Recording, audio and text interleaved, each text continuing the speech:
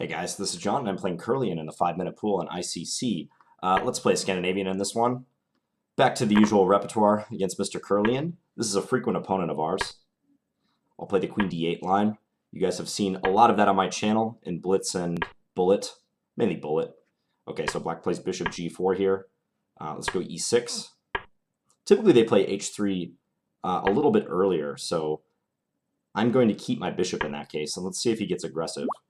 Okay, so let's trade this guy off. If I take with the queen on d4 after queen takes e2, he does have queen b5 check, so I can't play that way. I can play knight bd7 or just c6. I think I'll play c6. So now queen takes d4 might be a threat. Therefore, he plays bishop e3. Let's offer to trade knights. If he castles, maybe bishop b4 is useful. Yeah, attacking c3. His knight cannot come to e4, as my knight's guarding that square. He probably should protect the knight in some capacity, like that.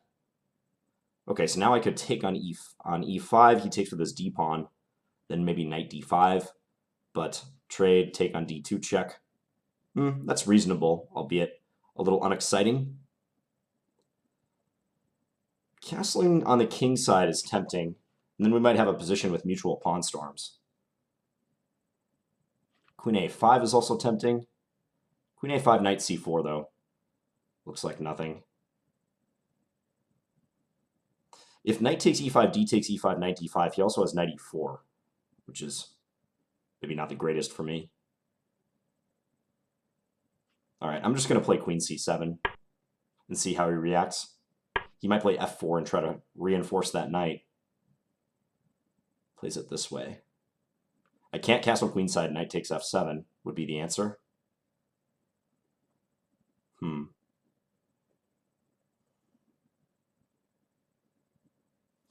Yeah, he's playing logical moves.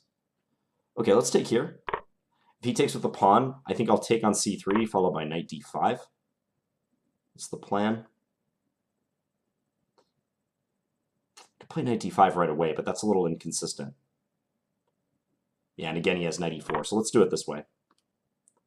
Bishop takes c3, knight d5.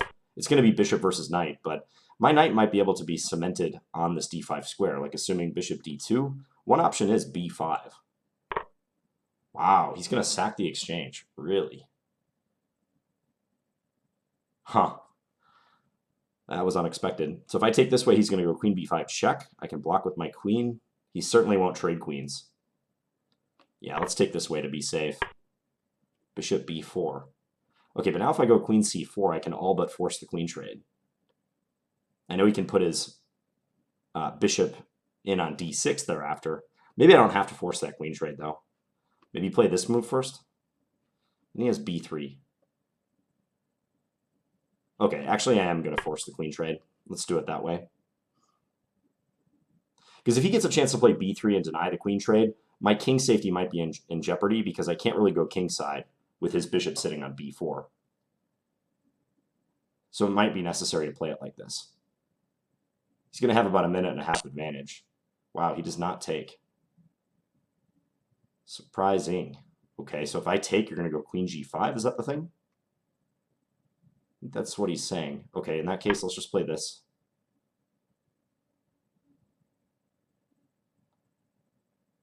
If b3, maybe just queen back to c6. We might have to roll with our king in the middle for a little while. Could also play queen h4 and try to bother him on that wing.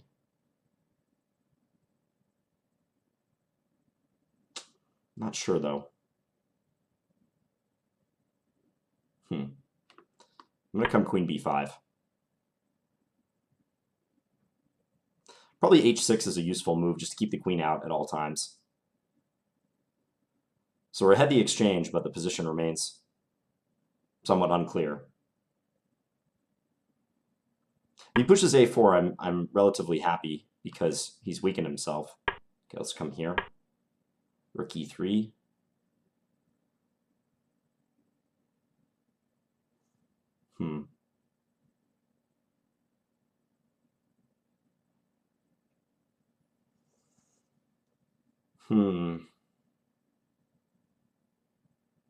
Rooks are not connected.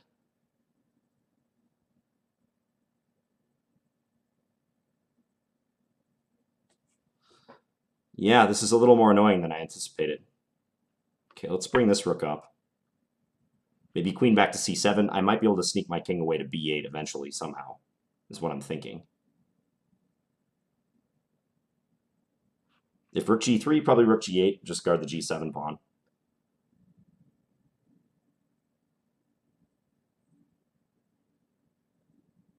With bishop a5, I have queen a6. Queen a6 is a good move to remember because I can perhaps try to sneak into f1 that way. I'm not going to disturb these pawns. Like, it was tempting to play h6 there, because again, that g5 square is weak at all times, but I think I should wait to play that move. Just see what he intends to do with this rook. Okay, so let's do this now. Queen g5 is met by queen takes b4, so he can't do that. Okay, now I think this is useful. Threatening e5, and also looking at c2 as well.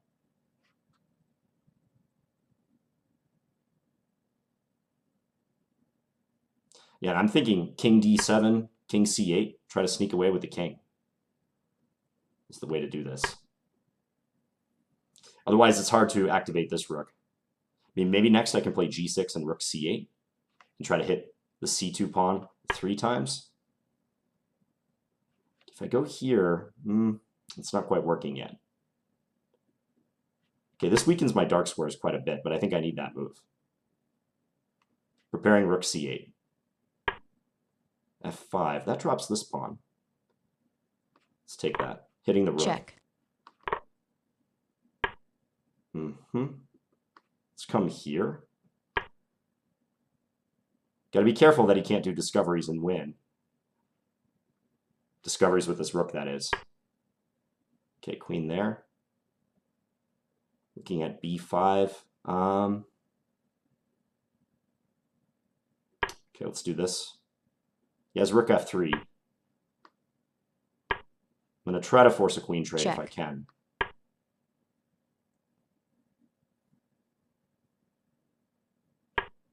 No trade. Okay, better come here. Then he has a check down here.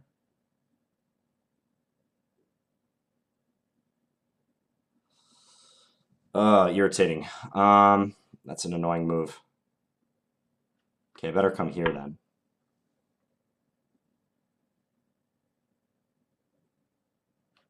Rook takes h7, queen f5 maybe? 24 seconds left.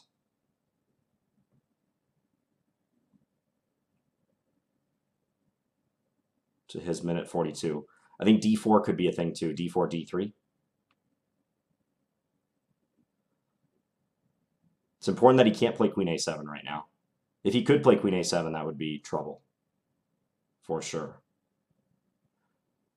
I mean, maybe he could actually play that move and just give up c2. Hide in the corner. Wow. Maybe he can do that. He's probably calculating it right now. Bishop c5. Okay, in that case, let's go here. Time warning. Queen e3. Just look to swap. You can take, and then take with a bishop. I have rook d1 check, followed by rook e1 after that. Check. And I'm going to try to get on the second rank.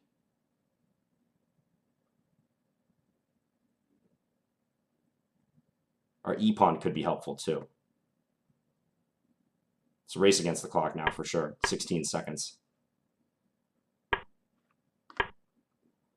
Let's push this guy as far as it can go.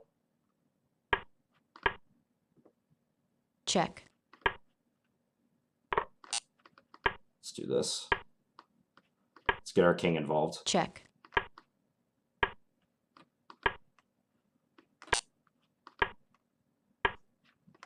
Okay, now I can come here. Check. Oh boy, that was really bad. Yeah, I forgot he had rook e5. I didn't see that move at all. Check. Maybe I can save this. Doubtful.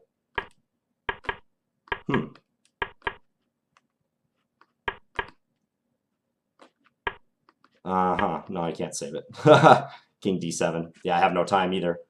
Oh, okay. So he was able to blockade all our pawns at the end. Yeah, I'm just dead. Time got me on that one. Yeah, spent too much time trying to neutralize that dark square bishop. Should have played a little more practically, I think. Like, I spent too long with decisions like queen c4, debating whether I wanted to trade queens on this square or not. And by the time the trade happened, I was already in a time hole much later in the game. So, yeah, it looked like the ending was close to winning, though. I mean, the e-pawn's dangerous. I would have liked to win the c2 point, but I never got a chance to do that. So win that pawn. Yeah, and right here, rook e5, I completely thought that this pawn was indefensible on b5. Because I saw he couldn't play rook b8, and he's pinned right here. But rook e5 escaped my attention. I should have just played, like, e2 or something after rook e5. Okay, well, a loss for the Scandinavian. Always a sad day when that happens. I think the line that was played is not really dangerous to black. And again, here, I didn't want to play queen takes d4 because of queen b5 check, which would defend the knight, but more importantly, just fork the king and the b7 pawn. And then if I block queen takes b7, no, but I have this move, check. I don't know, it's possible that doesn't even matter because I can't save the rook in the corner. Let me just put the engine on to verify this. Yeah, c6, queen takes b7. Check. Bishop e3. And I have wacky moves like bishop a3, hoping he takes so I get queen takes c3 check in, forking the king and the rook. But may not make a difference. But I played it in standard fashion, like c6. Black establishes pawns on e6, c6, common in the Scandinavian. Bishop e3, bishop, well, I played knight bd7. Soon my bishop came out to b4. So now I'm threatening to double his pawns. Yeah, I think I spent a little bit too much time right around here. He already built up a minute or so advantage. Knight d5. So if he had played bishop d2, I was considering playing b5 and trying to cement this knight on d5. This move cements it because c4 is no longer just kicking the knight out. I can take that pawn on c4. So the computer claims an edge for white, but in my opinion, this is not totally clear. But then he took, which looks like a bad decision, but from a practical point of view, it's still going to be hard for black to convert this. So here, if I took on a2, his idea was queen g5. And now he's threatening mate on e7, and he's also hitting the g7 pawn. Yeah, so queen c4, queen d2 is kind of clever. I thought we were just going to get a swap, and I would be looking forward to converting this position. Again, might not be the easiest thing in the world because my rooks are disconnected right now, and he can park the bishop on d6. So I think black should win this with proper play, though. So queen d2, rook c8. Let's just see if I missed any big chances. Yeah, rook g8. Queen back to c7. I thought this was helpful. So if he had played bishop d6, I might have just taken on d6. And after the dust clears, we have a position where I'm just up a pawn and a rook ending. Or not a rook ending, a heavy piece. Semi-endgame, if you want to call it. Again, good winning chances here. Although my king situation makes the result of the game in some doubt. But he played f4. I played king d7. So now I was looking at playing rook c8 if allowed. He went here. Yeah, and g6. If I play rook c8, that's allowing rook takes g7. And if I take c2, he takes here with check. Somehow that works itself out to a draw, I guess. King d8. And if he takes the queen, I take his queen. So he doesn't want to do that. He wants to keep checking. I can't come here because of the bishop. So we just have a draw by perpetual, I guess. One thing I do want to check is later on, yeah, and I think f5 maybe was bad in view of queen takes e5. But later on, I wonder if he could have played queen a7. So I have all my pawns on light squares, almost all my pieces on light squares. So my dark squares are incredibly weak right now. And I was low on time, just trying to force a trade. Yeah, so right here, I wonder if he could actually play this move. So threatening queen takes b7 mate and also queen a8 mate. It allows this, but I didn't see a strong follow-up after this move. Yeah, I guess I can't hurt him because if I keep checking him, at some point he will block with his bishop. Maybe I could always try to settle for a perpetual at that point. But if I want to win, somewhere I have to play rook d7. Okay, and just, defend like this. So if check, I'm going to come up here? Really? Check. And white doesn't have anything in this position? My king is slipping away. He's running out of checks. I mean, in time pressure, this looked scary for me, to say the least. But maybe rook d7 somewhere would be working out. But he rejected queen a7. He played bishop c5, blocking my rook. I played d4, disconnecting his queen and his bishop. Yeah, and I figure I'm probably close to winning this endgame, but with the time, it just wasn't working, especially with that blunder at the end. Bishop c3 was a nice defensive move. I didn't see that, blocking me from taking on c2. Check. I just didn't quite have the time to finish this off. Check. Check. Okay, so got to manage the time better. Story of my life in Blitz. But I hope you guys enjoyed this one. I'll be back tomorrow with another video. Thanks for watching, guys. Bye.